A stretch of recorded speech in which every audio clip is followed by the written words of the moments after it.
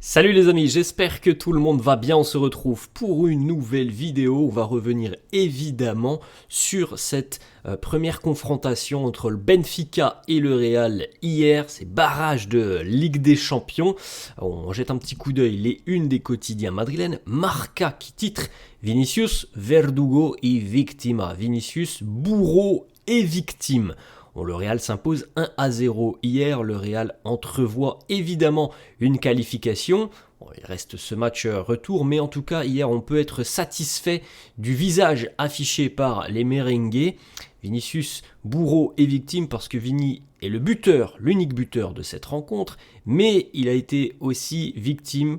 Encore une fois, malheureusement, et c'est assez fou de dire encore une fois, mais pour ceux qui sont présents sur la chaîne depuis près de 5 ans maintenant, vous le savez, c'est pas la première fois malheureusement que Vini est victime d'insultes à caractère racial. Et c'est ce qui s'est passé hier avec un joueur du Benfica. Donc on va en reparler les amis évidemment, parce que ça fait partie de l'histoire de cette rencontre. C'est vraiment triste parce qu'on a vraiment deux matchs dans le match. Jusqu'au but du Real, on a un vrai match de foot. Après le but, il ne s'est plus rien passé et ça arrivé très rapidement en seconde mi-temps. Après le but, il ne s'est plus rien passé parce que le jeu a été arrêté pendant presque un quart d'heure parce que justement il y a eu ces insultes racistes. Donc voilà, c'est encore une fois une image terrible qui a été montrée hier du côté de l'Estadio de la Luz, comme ça arrive régulièrement en Espagne. La une de As qui titre Golazzo et Bochorno, un but magnifique. En plus, le but de Vinicius hier, il est exceptionnel dans le geste. Il est vraiment magnifique. Il est un petit peu excentré sur l'angle de la surface de réparation. Il va envoyer un délice du pied droit enroulé sous la barre transversale de Trubin qui ne pourra rien sur cette situation. Bochorno, parce que les amis, après ça c'est parti un petit peu dans tous les sens après le but de Vinicius. Le Real s'impose donc 1-0 les amis, grâce à Vini à la 50e, et comme je vous l'ai dit, jusqu'à la 50e on a un vrai match de foot où franchement c'était très très agréable, parce que en première mi-temps on aurait pu avoir les amis beaucoup plus de buts. La première mi-temps ça se termine sur un 0-0, on aurait pu avoir 2 buts au moins en première mi-temps. Et puis après la 50e, les amis, donc on va avoir un arrêt de 15 minutes initié par l'arbitre de cette rencontre.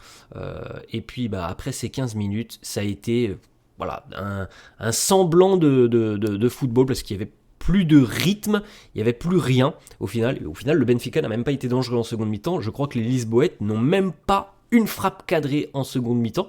Donc voilà, c'est quand même dommage que ça se termine comme ça.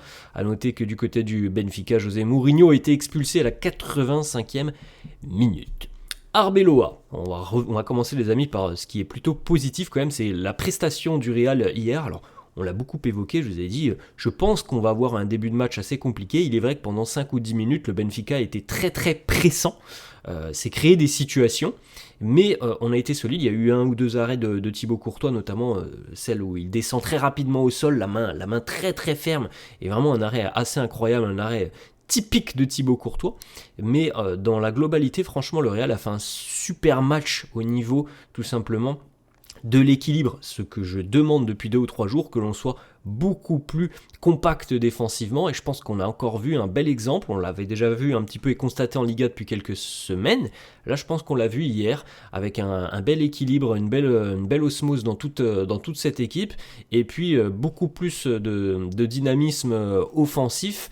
Franchement c'était beaucoup plus intéressant ce que l'on a vu hier que ce que l'on nous avait montré il y a 3 semaines. Donc on peut le signaler, oui, il y a des progrès du côté du Real. Arbeloa nous dit c'est le chemin que l'on doit suivre, on peut encore s'améliorer évidemment, mais c'est le Real que l'on veut voir tous les jours. C'est le Real que les supporters, les madridistas veulent voir. Si vous comparez la performance du soir à celle d'il y a 3 semaines, vous pouvez voir à quel point nous nous sommes amélioré. Il a tout à fait raison les amis, on a laissé passer un petit peu la tempête des 15-20 premières minutes où il y a eu des situations un peu chaudes pour le Benfica, et ensuite il n'y aura plus grand chose quand même pour les Lisboètes en termes d'occasion franche sur cette rencontre. Donc véritablement il y a une sorte de maturité qui ressort du Real là depuis quelques semaines. Et ça, les amis, c'est évidemment, comme le dit Arbeloa, la bonne direction pour les objectifs de la seconde partie de saison.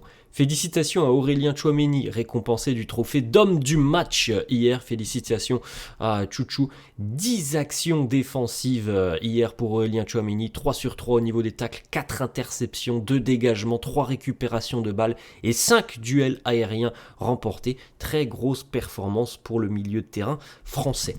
On salue aussi, Arbeloa salue justement Tchouaméni en disant il est incroyable, pas juste ce soir, sur les 3 ou 4 derniers matchs, il est à un niveau exceptionnel, il joue très très bien dans une position qui est très importante, il nous aide tellement. Félicitations à Dani Carvajal qui est entré en cours de jeu hier en seconde mi-temps. Dani Carvajal a donc remporté sa 300e victoire sous les couleurs du Real Madrid. Dani n'était pas titularisé, c'est évidemment comme on l'avait annoncé depuis à peu près 48 heures, Trent Alexander-Arnold, le latéral anglais, qui était aligné.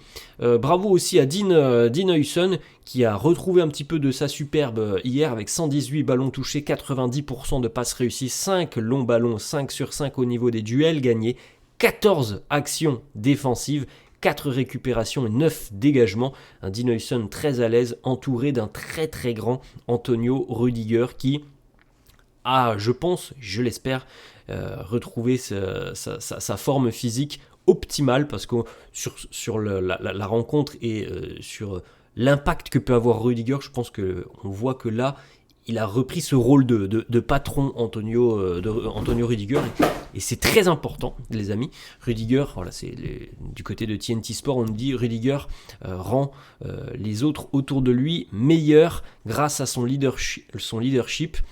Il est un défenseur de niveau élite lorsqu'il est à 100% physiquement, et on a l'impression que sur le plan physique, ça a l'air d'aller pour Antonio Rudiger, donc on retrouve quand même un semblant de défense très solide du côté du Real.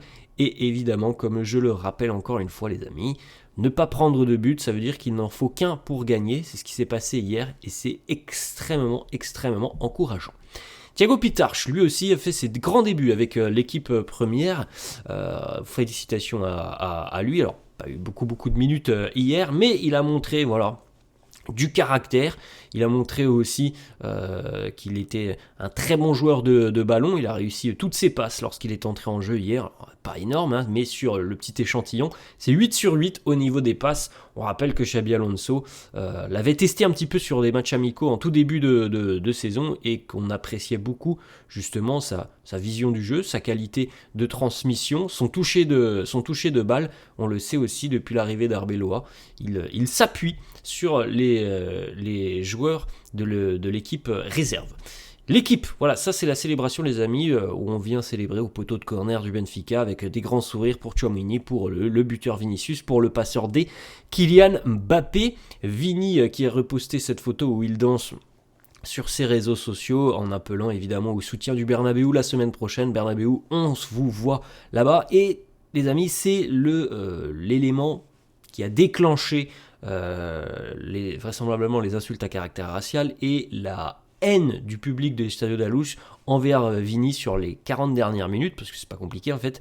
À partir du but de Vinicius, de l'événement qui s'est passé hier, ensuite le public n'a cessé de conspuer Vinicius à chaque toucher de balle.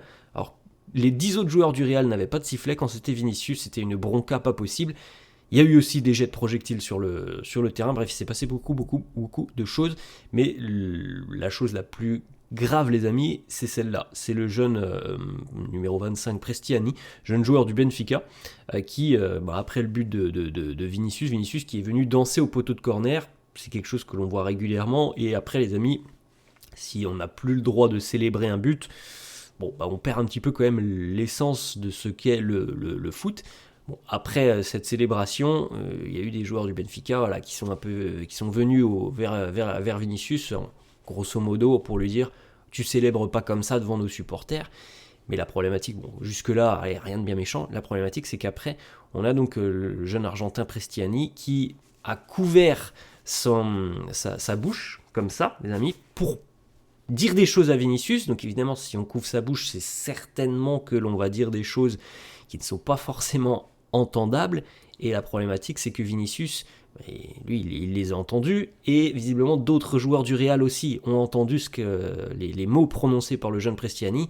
Et voilà, les mots, c'est voilà, tu es un singe, il l'aurait répété à 5 reprises. Donc Vini est tout de suite allé alerter l'arbitre de la rencontre, qui a décidé de mettre le protocole racisme en croisant ses bras. Donc on a eu 15 minutes d'arrêt de jeu. On ne savait pas trop si ça allait reprendre, ça a fini par reprendre. Bref, voilà, c'est un petit peu le déroulé de cette seconde mi-temps. Après le but, on a eu cet événement, et ensuite plus rien. Ça sert à rien de parler de jeu sur la seconde mi-temps, parce qu'il ne s'est rien passé. Kylian Mbappé nous évoque lui aussi ce qui s'est passé. Il nous dit « Ce que j'ai vu, ce que j'ai entendu, après le but de Vini et sa célébration, le numéro 25 du Benfica, je ne vais pas nommer son nom parce qu'il ne le mérite pas, mais en tout cas, il a eu des mots qui n'ont pas leur place sur un terrain de foot. Il a appelé Vinicius 5 fois comme un singe. Tchouaméni nous dit « Vini et les autres, nous avons entendu ce qu'il a dit. Il a dit « monkey ». Les joueurs du Benfica disent qu'il a dit « fagot », je crois ça veut dire « idiot ». Évidemment, Prestiani essaye de se défendre maintenant.